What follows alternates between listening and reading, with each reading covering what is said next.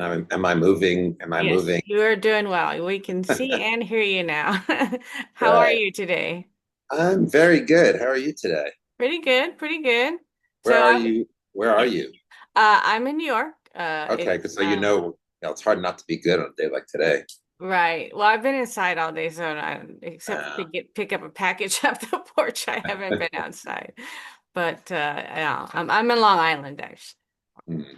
But so I watched your movie this morning and I enjoyed it. I love music and I'm older than I look, so I grew up with a lot of older music and I really enjoyed all the little musical jokes and uh, mentions and musical cues here and there. That I'm like, wait, is that like oh, I am so glad you caught that because I was kind of wondering if anybody was going to catch like half of the musical jokes that are in this movie, and I wasn't sure anybody would. So you're the first person that's really? noticed that. Like the cues, you're absolutely right. Like, something is referred to in the movie, and then the music cue refers to the same thing almost every time. Yeah. And you are the first person to notice that. So thank you. Well, good. I don't know if I noticed all of them, but I think I heard Close Encounters theme briefly, or something that sounded almost like the Close Encounters theme at the It's beginning. not impossible. I know I definitely stole the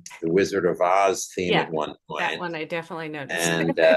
and like all sorts of songs. I mean, he starts telling the bedtime story that's White Room by Cream, and then music is like referring to that, and it's just there's so much of that. And every time they do a mondegreen, which is you know what a mondegreen is? No, I don't think so. Mondegreen is the word. I don't know when it was created, but it's the name for a misheard song lyric. Oh, okay, yeah. So that's how the parents communicate, like to these mondegreens. Well, then at one point I was like, well, wouldn't it be fun if there was a musical cue that kind of referred to those that whatever that misheard song lyric is? So I started doing that, which is why actually the music for the movie was provided by a lot of different people, Mm-hmm. and one of them is me because I had this idea.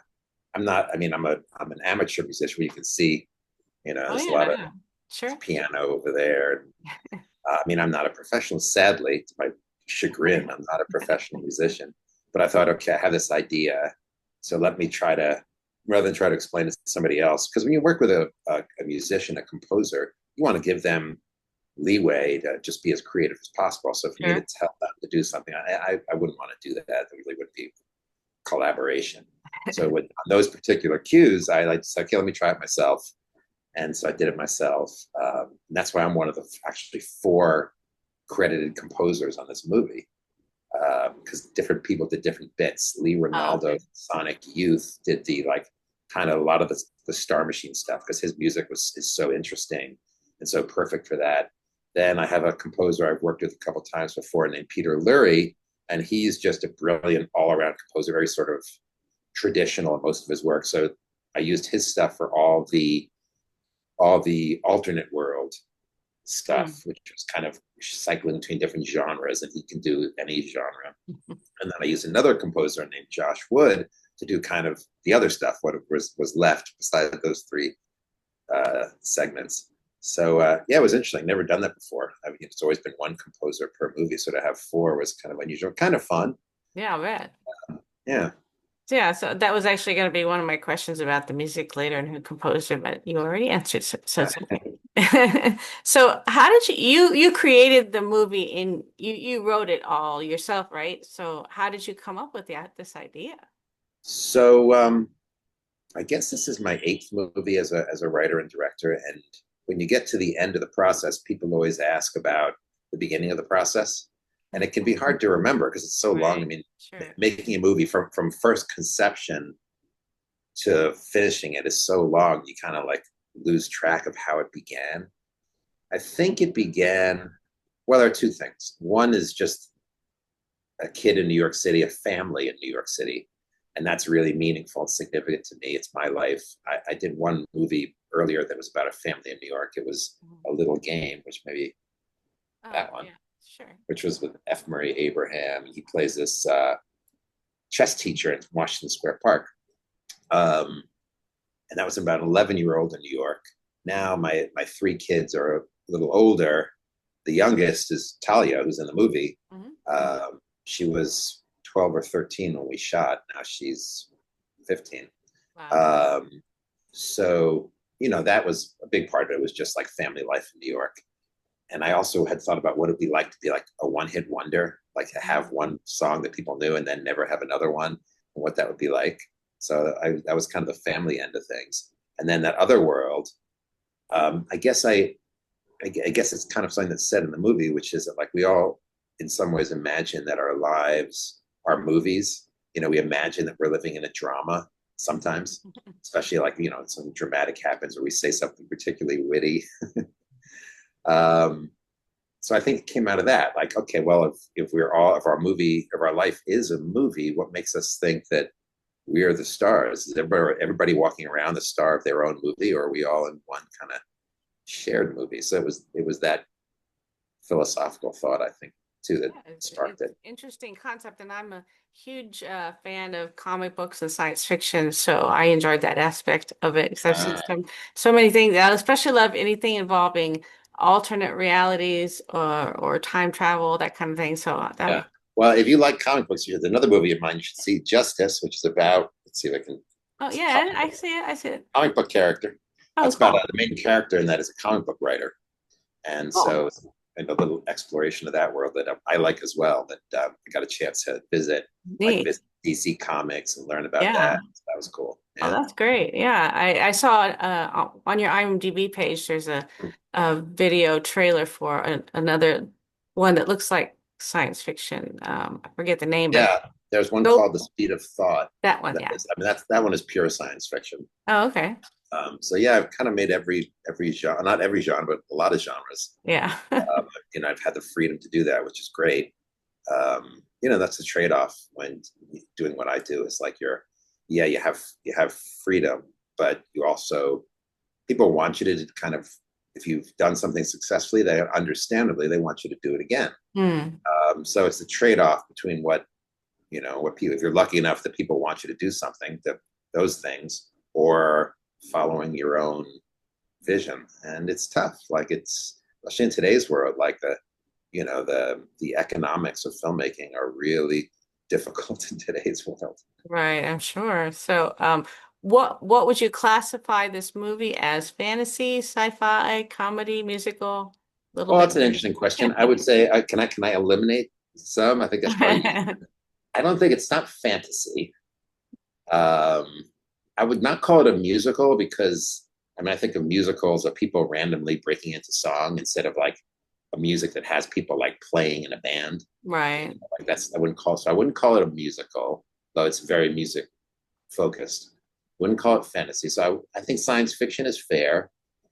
I think family is fair because it's designed to be for everybody. Hmm. So hopefully kids can enjoy it, and parents can enjoy it, and hopefully everybody can enjoy it. That's the goal. And then it's got a lot of subtle stuff, like the stuff you caught that no kid is ever going to catch. Right. So people who are interested in music hopefully are going to really enjoy it, because there's so much of that musical stuff sprinkled throughout. Oh yeah, I love when I catch musical cues. I'm not always, listening for them, but Yeah, well, you're there's not supposed to. I mean, the point of yeah, musical right. cues It's like supposed to that be is like, yeah, they unconscious. work emotionally, like subconsciously, right? That's the Hmm. idea. All those, so for me to plant things that are supposed to be noticed is maybe, I don't know, maybe that was a mistake, because No, no, I liked it. I I don't didn't know. catch all of them. I wasn't looking for them, right? So when I did catch them, I was like, oh, that's so cool. So it just aided in the enjoyment of the movie. There's a Nice. there is a TV show on Sci-Fi called Resident Alien, and they would put little musical cues in there every once in a while. More obvious than yours, I think Yeah, probably a lot of people. But I was like, oh, I love that you used it because like a guy was leaving town and they used the theme song from Incredible Hulk, which if you I don't know if you remember the end theme where it's yeah. Oh yeah, yeah. yeah No, yeah, and I was like, oh, I love that they use that kind of thing. So I just well, I wondered if you noticed towards the beginning of the movie, because we find out that the kids are named after the members of the Clash. And towards the beginning of the movie, I have a lot of the cues are supposed to be reminiscent of Clash songs. no, I didn't because Like, I don't know the Clash that well. okay, I'm not. yeah, I'm more of yeah, a pop yeah. rock person than a heavy metal or whatever. What I don't know what you call Clash, but sort of I guess rock. punk. Yeah, punk. Okay, well, yeah, I didn't like punk.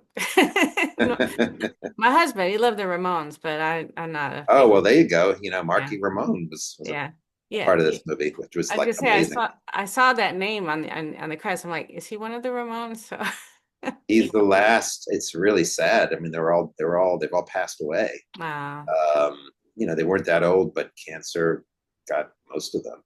And Marky is the last of the kind of the main members of the Ramones. Oh, Uh, Marky's the last one left, and he's not old. He's still touring and playing. I think he's playing this weekend in Brooklyn, maybe. oh.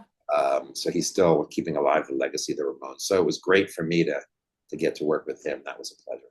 And what did he do in your movie? He So played? What? he was supposed to be in the movie.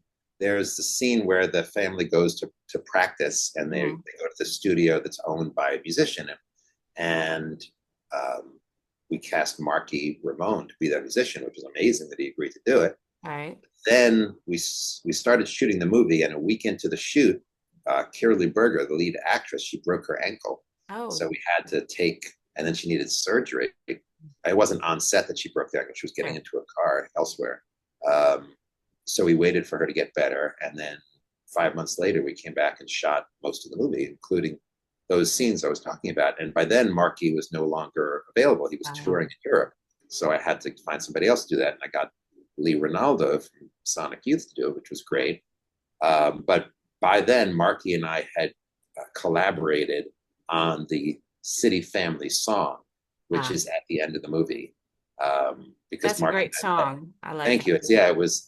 So what happened was when Marky agreed to be in the movie, I went and met with him out in Brooklyn, and he was asking about the songs in the movie. I said, "Well, I have this idea for the last song, for the City Family song, but I only have the chorus in my head, and I don't really know what to do with it." He's like, "Send it to me." I'm like, "No, I'm not going to send it to you. You're Marky Ramone. You're in the Rock and Roll Hall of Fame. I'm nobody. I'm not going to embarrass myself." He's like, "No, send it to me." So I sent it to him, and he turned. I like had an idea for the chorus, and he turned it into a complete song that was amazing. And then we Yeah. we recorded it on our own, and I'm super happy with it. And that way, also, he got to, even though he couldn't actually be in the movie, he's still a part of the movie because he co-wrote this climactic song, which Well, was a cool. great honor for me.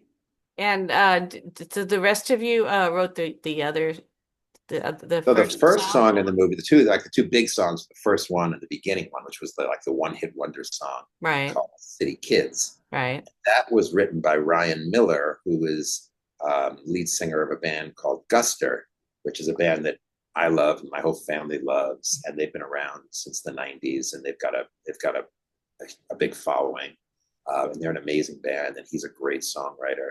So we got him to write that song, which was really fantastic for me as well. And did the actors, when they're singing in the movie, was that them actually singing? So yes, all the singing is done by the actors. Wow. I mean, it wasn't recorded live because we're Sure. shooting. That would have been hard, right? But we did have them come into the studio. I think maybe some of that stuff may be in the end credits because over the end Oh, credits we have the last song, and then the actors singing, maybe singing some of that. But yeah, we had them all come into the studio and record. My daughter Talia is singing lead on that song. right. Um, she's a vocal. She goes to LaGuardia High School, which is the fame high school in New York City, and she's a vocal major. So she has 4 vocal classes a day, which is kind of crazy. Wow.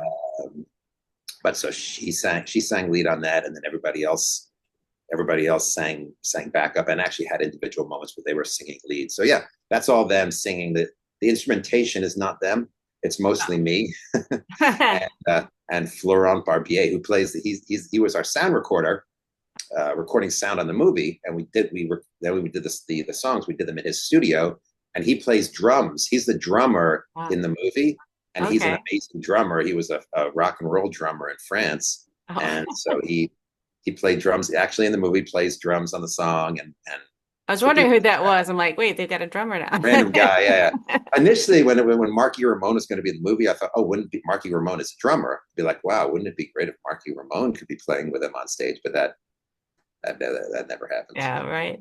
So when they auditioned, did they have to sing for you as well as act and all that? That's an excellent question. The answer is no. Oh, because I thought, well, if they can't sing, then we can fake it, ah, yeah, because more important that they're the right actors, that sure. they be great in the part. That's what matters. And singing, you can fake if you need to fake. But it turned out that I didn't need to. Jordan plays the dad. He actually plays bass really well as he does in the movie. And he could sing. And then Amy Carlson, who plays the mom, she's been around music her whole life. Her husband is actually a bass player Huh. in a well-known band. He was the bass player for the Seth Meyers late night band for many years as Oh, well. And he has his own record label, and they've done an album together. oh, neat. Amy and Sid, her husband.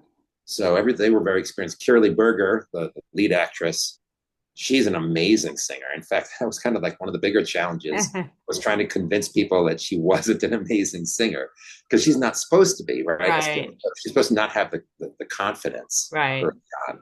So, we just had to get her to sing really quietly. And so she acted like she was not a great singer, but she's an amazing singer. Yeah, I could tell from her voice, but yeah, she did a great acting job there, being sort of reluctant and all that. I'm sure that's hard to do.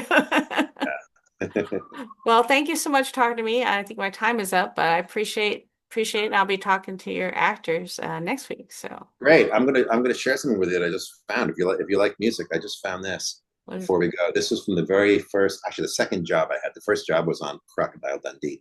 The second job was here, and it says the bottom to Evan, love Yoko, NYC 84. oh, neat.